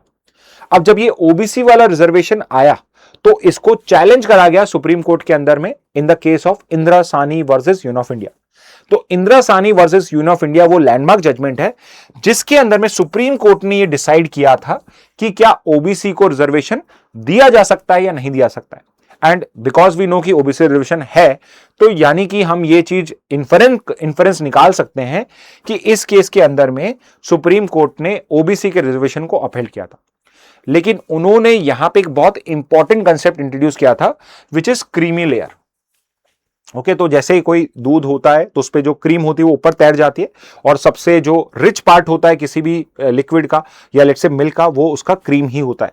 तो यहां पर भी सुप्रीम कोर्ट ने क्या कहा कि जैसे दूध के ऊपर पे क्रीमी लेयर होती है जो सबसे रिच होती है, सिमिलरली ओबीसीज के अंदर में भी बहुत सारी ऐसी फैमिलीज हैं, कास्ट नहीं, ऐसी क्लासेस नहीं, हर कास्ट के अंदर में ऐसी कई फैमिलीज होंगी, कई ऐसे लोग होंगे जो उसके रिच क्लास को बिलोंग करते हैं। यानी कि for every sense of the word, जो बैकवर्ड क्लास का वर्ड जो है, for every sense of the word वो लोग जो है वो बैकवर्ड कैटेगरी में फॉल नहीं कर सकते। तो लेट्स टेक वन एग्जांपल कि लेट्स से अगर कोई ओबीसी क्लास से बिलोंग करता है लेकिन उसके दोनों पेरेंट जो है वो आईएएस ऑफिसर्स हैं, तो उस केस में हम ये कैसे कह सकते हैं कि वो पर्सन जो है, जो बच्चा जो है वो बैकवर्ड क्लास से बिलोंग करता है, वो यहां पे कहीं ना कहीं डिस्क्रिमिनेशन फेस कर रहा है। ओके, तो यहां पे सुप्रीम कोर्ट ने यही कहा था कि गवर्नमेंट को एक क्राइटेरिया बनाना चाहिए और उसमें जो लोग क्रीमी लेयर में फॉल करते हैं उनको रिजर्वेशन नहीं मिलेगा ओबीसी में, जो नॉन क्रीमी लेयर है सिर्फ उन्हीं को ही रिजर्वेशन प्रोवाइड किया जाएगा। और इस 1992 के जजमेंट से कौन सा नया कंसेप्ट ओरिजिन हुआ? The concept of creamy layer in India. Okay, तो ये बहुत इंपॉर्टेंट है। क्रीमी लेयर का कंसेप्ट गवर्नमेंट ने नहीं बनाया, ये सुप्रीम कोर्ट के इंदिरा साहनी जजमेंट से आया है। ओके, अब जब क्रीमी लेयर का यहां पे कंसेप्ट दिया तो सुप्रीम कोर्ट ने क्या कहा गवर्नमेंट को कि आप रूल्स बनाइए। तो उसके रूल्स बनाए गए 1993 में। किसने बनाए थे? तो डिपार्टमेंट है, department of personal and training, DOPT. Okay, जितने भी आईएएस ऑफिसर्स होते हैं आपके, सिविल सर्वेंट्स, वो सब इस डिपार्टमेंट के अंडर में ही आते हैं। ओके, तो इन्होंने यहां पे गाइडलाइंस बनाई और फैमिलीज के स्टेटस के बेसिस पे, फैमिली के इनकम के बेसिस पे क्राइटेरिया लेट डाउन करा कि कौन ओबीसी में आएगा, कौन नहीं आएगा। तो इसमें क्या है, 2 टेस्ट लगाए गए। ठीक है, तो ओबीसी डिटरमाइन करने के 2 टेस्ट होते हैं क्रीमी लेयर के। पहला तो है इनकम या वेल्थ टेस्ट। ओके, और सिंपल सा टेस्ट है कि अगर आपकी फैमिली एनुअल फैमिली इनकम जो है वो 8 लाख से ज्यादा है, यानी कि आपके पेरेंट्स की फैमिली, आपके पेरेंट जो है उनकी जो इनकम है वो 8 लाख रुपीस से ऊपर है, तो फिर आप ओबीसी में, आप क्रीमी लेयर में आओगे और ओबीसी का रिजर्वेशन आपको नहीं मिलेगा। लेकिन सुप्रीम कोर्ट ने इसमें 2 एक्सेप्शंस बोले हैं। पहला तो क्या है, पहले ये वाला देख लेते हैं। एक तो है एग्रीकल्चर इनकम। तो लेट से अगर आपके पेरेंट्स जो है वो खेती करते हैं और उससे वो लेट से 50 लाख भी कमाते हैं, तो वो एग्रीकल्चर इनकम जो है वो इस इनकम वेल्थ टेस्ट में काउंट नहीं होगी। तो अगर आप ओबीसी से बिलोंग करते हो लेकिन आपकी फैमिली की मेजर इनकम, आपकी मेजर इनकम एग्रीकल्चर इनकम से आती है, तो फिर आपकी इसमें काउंट नहीं किया जाएगा। दूसरा क्या है, जो सुप्रीम कोर्ट ने इस जजमेंट में कहा है कि जो गवर्नमेंट सर्वेंट्स हैं, जो गवर्नमेंट सर्विस में है, उनकी पेरेंटल जो सैलरी इनकम है वो भी इसमें काउंट नहीं करनी है। और सुप्रीम कोर्ट ने एक लॉजिक दिया है। सुप्रीम कोर्ट ने ये कहा है कि लेट्स से कि हो सकता है कि कोई पर्सन ओबीसी क्लास से बिलोंग करता हो, उसके पेरेंट्स ओबीसी में आते हो, लेकिन उन्होंने पूरी लाइफ में बैकवर्डनेस जो है उसी को ही फेस करा है और आज भी उनके साथ डिस्क्रिमिनेशन होता है। And at the same time वो जो बच्चा है उसने भी कोई वो वाला स्टेटस जो है वो एंजॉय नहीं किया है। तो यहां पे just because parental salary income जो है वो 8 लाख प्लस हो रही है, तो ये क्राइटेरिया गलत है और हमें सिर्फ पेरेंटल सैलरी के बेसिस पे क्रीमी लेयर है या नहीं है डिटरमाइन नहीं करना चाहिए। तो सुप्रीम कोर्ट ने क्या कहा है कि ज्यादा इंपॉर्टेंट है second test which is the status based criteria. तो पेरेंटल इनकम भी तभी इंपॉर्टेंट है जब वो सोसाइटी में उसका स्टेटस क्रिएट करती है। जैसे कि एग्जांपल देता हूं मैं आपको कि अगर आपके पेरेंट कॉन्स्टिट्यूशनल पोस्ट होल्ड करते हैं, तो आपके पेरेंट जो प्राइम मिनिस्टर हैं, एमएलए हैं, एमपी हैं, तो उस सिचुएशन में आप होल्डर ऑफ कॉन्स्टिट्यूशनल पोस्ट हो गए। इस केस के अंदर में आपको रिजर्वेशन नहीं मिलेगा। सीईसी है, सीएजी है, सारे के सारे इसमें आ जाएंगे। प्रेसिडेंट ऑफ इंडिया तो नहीं मिलेगा। ओके, अगर आपके पेरेंट्स सेंटर या स्टेट गवर्नमेंट में ग्रुप ए या ग्रुप बी के ऑफिसेस को होल्ड करते हैं, हायर पोजीशंस होल्ड करते हैं, तो आपको रिजर्वेशन नहीं मिलेगा। थर्ड इज आर्म फोर्सेस में वो सीनियर ऑफिसर रैंक पे है। Okay, not at the level of soldier, but अगर वो ऑफिसर्स रैंक में सीनियर ऑफिसर्स हैं तो आपको रिजर्वेशन नहीं मिलेगा, रिस्पेक्ट ऑफ ओबीसी में है या नहीं है। और तीसरा है, अगर आपके पेरेंट्स जो हैं वो लार्ज प्रॉपर्टी या सिग्निफिकेंट इकोनॉमिक एसेट्स होल्ड करते हैं, तो लेट से आपके पेरेंटल इनकम, मैंने क्या कहा कि पेरेंटल सैलरी नहीं काउंट होगी, बट लेट से आपके जो पेरेंट्स हैं वो 100 एकर्स ऑफ लैंड करते हैं, मतलब सोचिए करोड़ों की लैंड हो गई आपकी, या फिर आपकी जो फैमिली है उसके अंदर में फैमिली बिजनेस है जो लेट से लैक्स और करोड़ का बिजनेस करता है, तो उन सब सिचुएशन में अब आप ओबीसी में काउंट नहीं किया, ओबीसी क्या क्रीमी लेयर में काउंट नहीं किए जाओगे। ओके, तो सुप्रीम कोर्ट ने यह क्लैरिफाई किया है कि this is specifically to government officials. Okay, government officials and private job owners. तो जो प्राइवेट में जॉब कर रहा है और गवर्नमेंट में जॉब कर रहा है, तो जस्ट बिकॉज उनकी पेरेंटल इनकम, जस्ट बिकॉज उनके पेरेंट्स की इनकम अबाउट 8 लाख है, 8-9 लाख रुपीज है, so it should not be a criteria to determine की whether they would be in creamy layer और नॉट। क्योंकि हो सकता है कि उनकी जो सैलरी है वो 8-10 लाख रुपीस हो, 12 लाख रुपीस हो, लेकिन फिर भी वो अभी भी स्टेटस बेस देखा जाए तो वो उस क्राइटेरिया को फुलफिल नहीं करते। और इस बेसिस पे सुप्रीम कोर्ट ने क्या कहा है कि हमें अब बेटर क्राइटेरिया पे जाना चाहिए, यानी कहीं ना कहीं अब जो ओबीसी का रिजर्वेशन है वो बहुत सारे जो पहले क्रीमी लेयर में काउंट होते थे उनके लिए भी ओपन हो जाएगा। Okay, so if you are in OBC और आप पहले क्रीमी लेयर में आते थे, so it might be good news for you also. ठीक है, तो यह है with regard to your creamy layer concept. Okay, तो ये सुप्रीम कोर्ट ने क्या बताया वो लिखा हुआ है, तो आप एक बार इसको पढ़ सकते हो पॉज करके, and then we can move to the next news. Okay, next पे आ जाते हैं। तो अब हिंदू से भी न्यूज देख लेते हैं एक आपकी। तो news is with regard to US begins probing discriminatory trade policy against India. ठीक है, अब एक चीज समझिए कि आपको ये लग रहा होगा कि सर ये यूएस कैसे हमारे अगेंस्ट में यहां पे वो बेसिकली कोई प्रोब बिठा सकता है, हमारी इन्वेस्टिगेशन कर सकता है क्या? तो देखिए, हर कंट्री के पास में राइट है कि वो इंटरनली जो करना चाहे कर सकता है। तो यहां पे जो यूएस कर रहा है वो कोई इंटरनेशनल एक्शन नहीं है, it is their internal thing. तो यहां पे सिर्फ इंडिया के अगेंस्ट में नहीं है, करीब 16 कंट्रीज हैं जिसके अगेंस्ट में यूएस ने ट्रेड प्रोब करी है कि कहीं ये 16 कंट्रीज जो हैं ये अनफेयर ट्रेड प्रैक्टिसेस तो नहीं कर रही,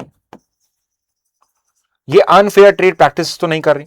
I will give you one example unfair trade practice का, कि फॉर एग्जांपल कि ये जो कंट्री है, चाहे और let's take example of cement का एग्जांपल लेते कि लेट्स से कि उस कंट्री के अंदर में जो सीमेंट की डिमांड है वो 100 केजी की है। ओके, और वर्ल्ड में जो डिमांड है वो 1000 केजीज की है। ओके, यानी कि वर्ल्ड में डिमांड 1000 केजीज की है और उस कंट्री में डिमांड 100 केजी की, चाइना में। ठीक है, लेकिन ये जो कंट्री है सीमेंट कितना बना रही है, ये बना रही है 2000 करोड़, 2000 केजी बना रही है। यानी कि जो ग्लोबल सप्लाई की रिक्वायरमेंट उससे ज्यादा ये सीमेंट बना रही। क्यों बना रही है भाई? ओके, और अगर बना भी रही है तो यहां पे अगर ये यूएस को ट्रांसपोर्ट कर रही है तो कहीं ना कहीं अगर इतना बना रही है तो शायद चीपर रेट पे बेच देगी, और चीपर रेट पे बेच देगी तो यूएस के मार्केट को डिस्ट्रॉय कर सकती है। तो इन सब चीजों को हैंडल करने के लिए, इन सब चीजों को यहां पे काउंटर करने के लिए यूएस गवर्नमेंट जो है ये इंटरनल एक्शन ले रही है। तो इसके अंदर में हम ये नहीं कह सकते कि भाई ये यूएस जो है अपनी पोजीशन का मिसयूज कर रहा है, गलत फायदा उठा रहा है, क्योंकि यहां पे उसकी इंटरनल पार्ट है, इंटरनल पॉलिसी है, वो बनाना चाहे तो बना सकता है। एनीवे, यूएस सेक्शन 301 प्रोब समझ लेते हैं।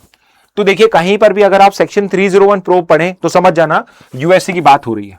ओके, तो यूएसए का एक ट्रेड एक्ट है, ट्रेड एक्ट का एक सेक्शन है 301, इसलिए इसको सेक्शन 301 प्रोब कहते हैं।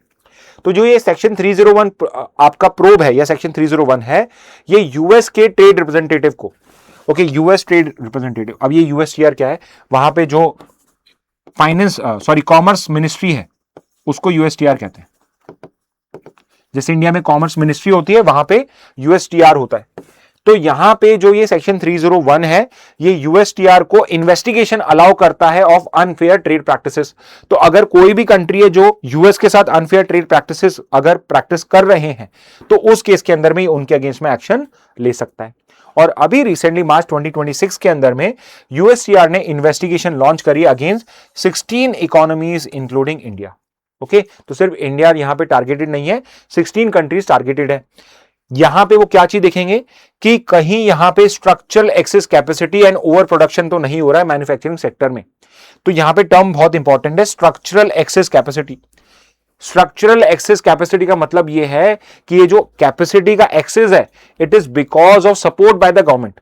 तो कहीं ना कहीं चाइना इनका मेजर टारगेट है कि बिकॉज वहां की गवर्नमेंट जो है वो यहां पे सपोर्ट कर रही है, इसलिए वो इस तरीके से एक्सेस कैपेसिटी कर पा रहे हैं, और ये फ्यूचर में जो यूएस का मार्केट है उसको कैप्चर कर सकते हैं, उसको डिस्टर्ब कर सकते हैं। तो उस कंटेक्स्ट में यूएस ने ये सेक्शन 301 प्रोब लॉन्च किया है। ओके, नेक्स्ट न्यूज पे आ जाते हैं। नेक्स्ट है इंडियन एक्सप्रेस से न्यूज है।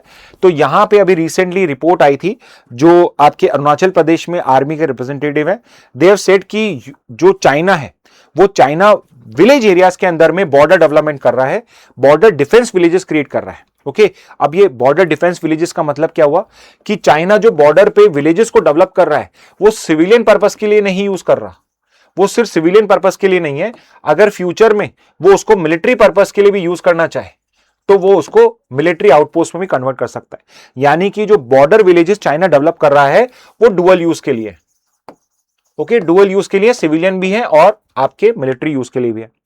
चाइना इन विलेजेस को क्या कहता है, तो वो उसको चाइनीज में पता नहीं कैसे प्रोनाउंस करते हैं, बट हम इसको बोल रहे हैं Xiao Kang. Okay, Xiao Kang, okay, ये नाम है। जियाओ कैंग का मतलब होता है चाइनीज में वेल ऑफ। ओके, तो यही मतलब मिला है, मेरे को चाइनीज आती नहीं है एनीवे, बट ये मतलब होता है कि भाई एक वेल ऑफ मॉडरेट या प्रॉस्परस सोसाइटी इन चाइना को क्या कहते हैं हम, जियाओ कैंग कहते हैं। तो ये ऐसे विलेज डेवलप कर रहा है जो ये कह रहा है कि ये वेल ऑफ विलेजेस है, अच्छे विलेजेस हैं ये। ओके जितने भी विलेजेस बना रहा है, कुछ 638 कुछ विलेजेस हैं, 628 विलेजेस, जो सारे के सारे जो इंडिया चाइना के पास बॉर्डर है, बीच में बॉर्डर है एलएसी, वहां पे बना रहा है, जिसमें जो 90% विलेजेस हैं वो अरुणाचल प्रदेश के पास है। ओके 90% अरुणाचल प्रदेश की बॉर्डर पे बनाए इसने, और बाकी के जो है वो जो आपका एलएसी है वहां पे बनाए। तो यहां पे जो हमारे पास रिपोर्ट आई है, इट इज की जो इसने विलेजेस बनाए हैं वो सारे के सारे डिस्प्यूटेड एरियाज में। मेजॉरिटी जो आपके अरुणाचल प्रदेश के बॉर्डर पे वो जो विलेजेस बनाए गए हैं वो सब डिस्प्यूटेड एरियाज हैं।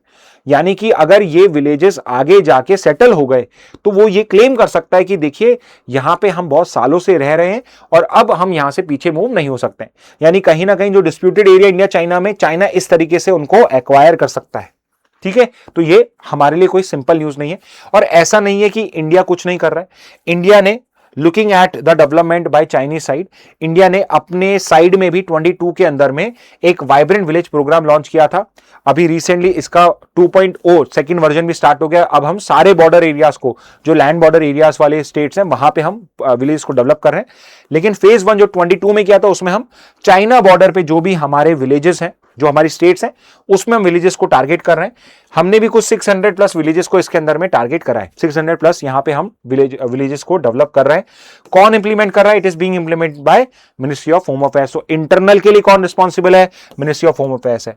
तो स्टूडेंट्स कंफ्यूज मत हो जाना, मिनिस्ट्री ऑफ डिफेंस मत टिक कर यार, इसमें vibrant village programme ministry of home affairs के अंडर में आता है।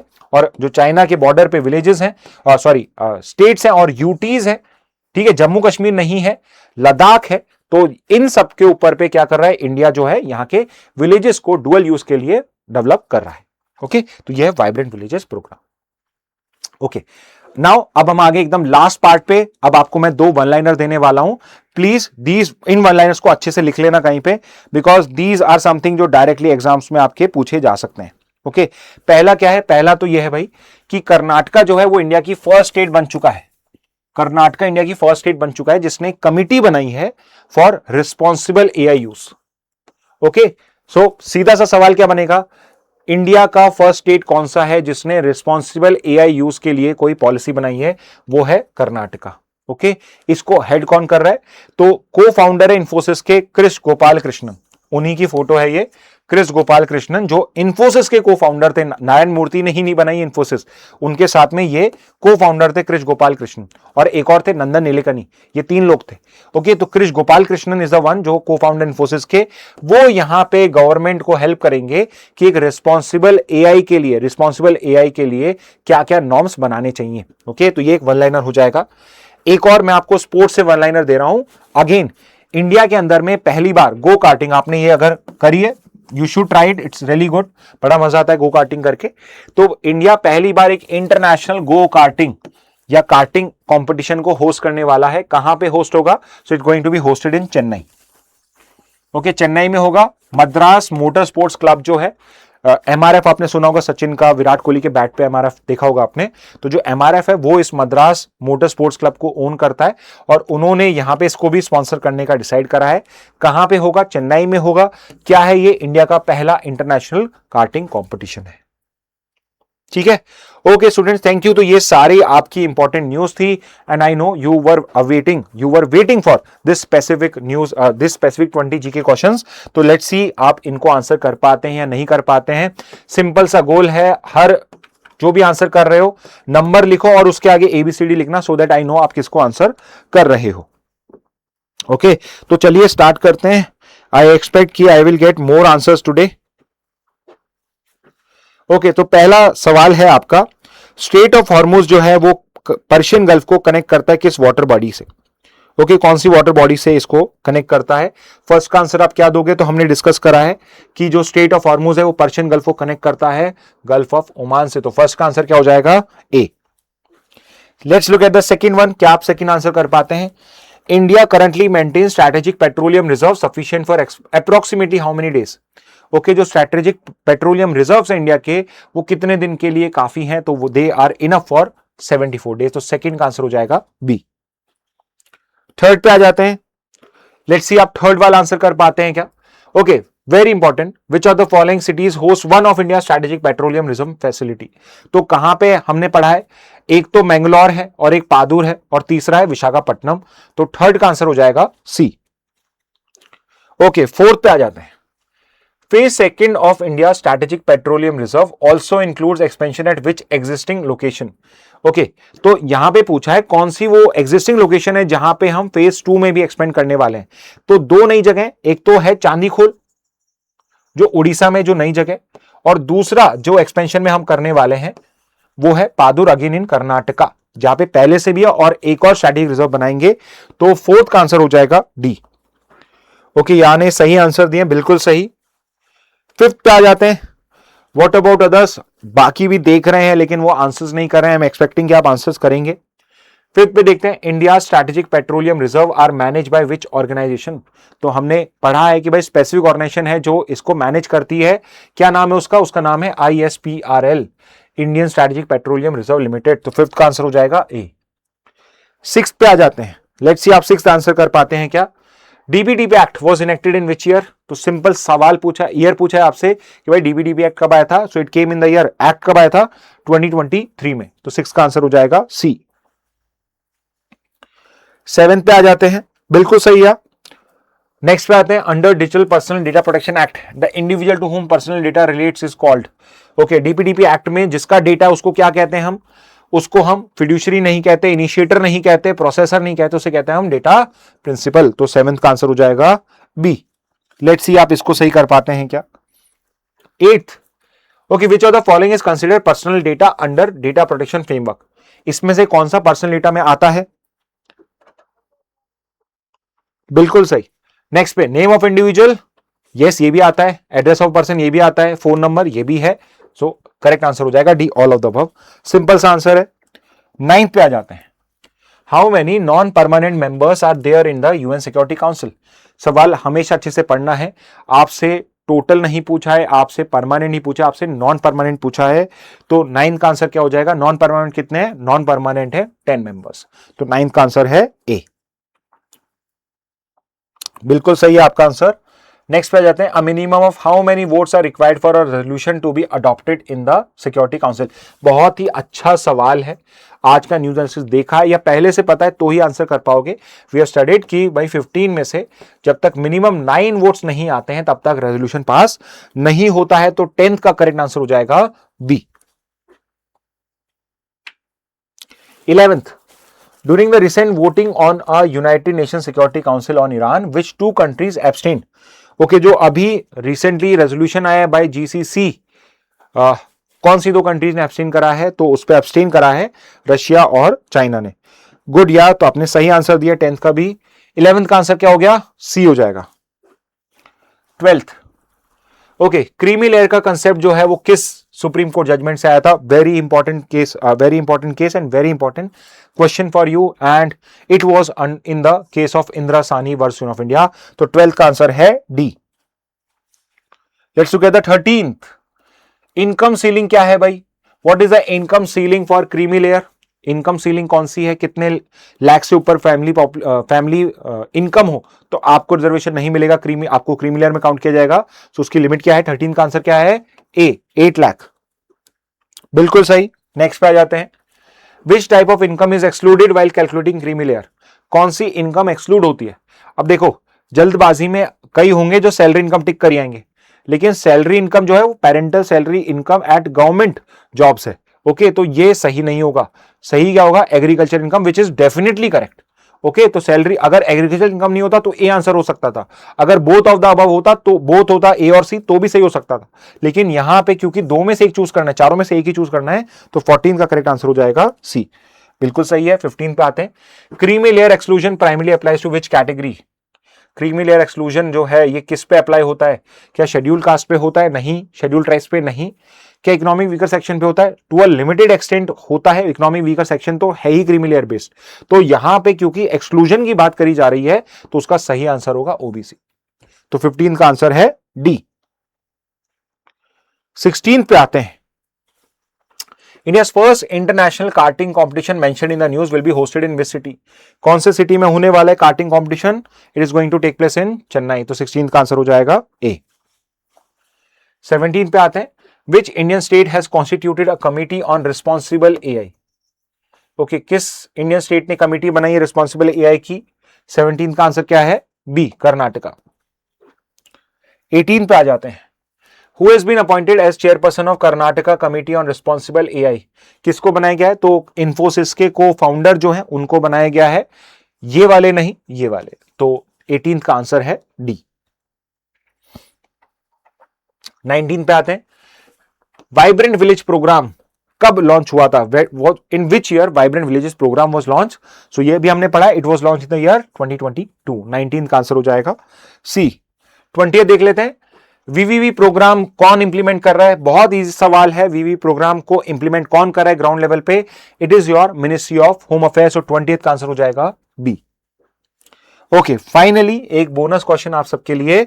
Section 301 of the trade act is a trade investigation mechanism used by which country? कौन सी कंट्री इसको यूज करती है? तो it is used by USA. तो 21 का आंसर हो जाएगा डी। ओके, तो स्टूडेंट्स ये थे आज के important 21 GK questions. New analysis अगर आप फॉलो कर रहे हैं तो believe me it is going to be very helpful for you. और ये 21 जीके क्वेश्चन अगर आपने कहीं पे लिखे हैं तो कोई भी एग्जाम आप दे रहे हो, क्लैट, एलेट, सीयूईटी, कोई भी एग्जाम, उन सब एग्जाम में these would be the most helpful GK questions for you all. Okay, तो प्लीज नोट्स बनाते रहिए, पढ़ते रहिए, न्यूज़ एनालिसिस देखते रहिए। कोई भी कमेंट है, कोई भी फीडबैक है, just let us know in the comment box. You would see कि फ्यूचर के न्यूज़ एनालिसिस में वो सब अप्लाई होना स्टार्ट हो जाएगा। ओके, और इस मैसेज के साथ आज का सेशन एंड करते हैं। Thank you and have a very nice day.